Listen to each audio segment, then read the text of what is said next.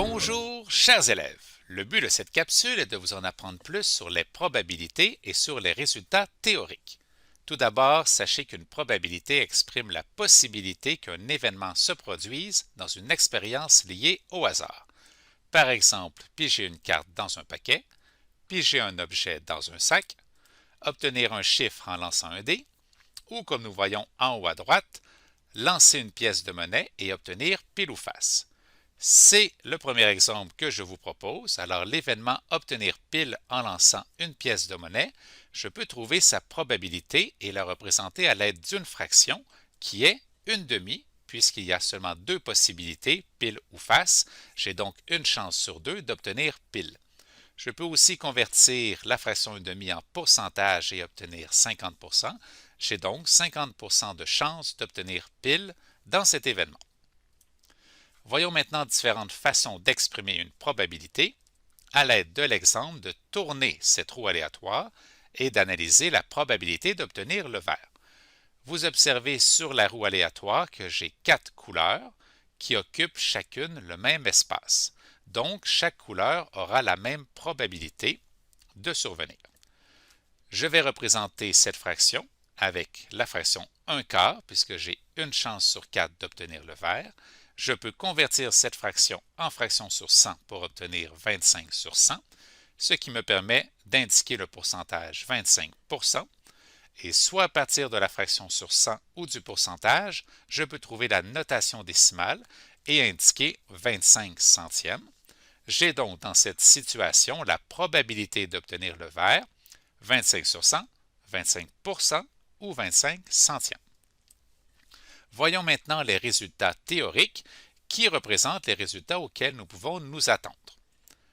Alors, voyons maintenant l'exemple de l'expérience aléatoire de lancer 10 fois une pièce de monnaie.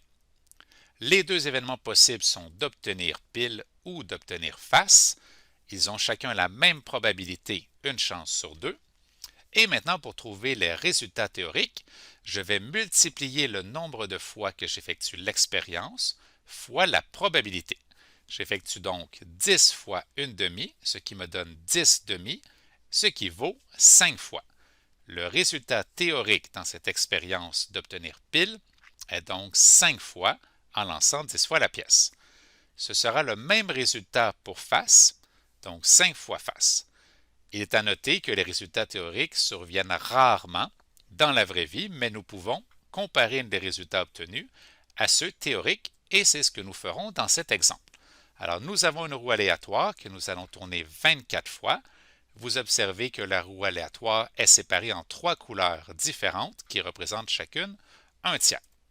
Alors, les événements possibles sont d'obtenir chacune des couleurs, le rouge, le bleu ou l'orange.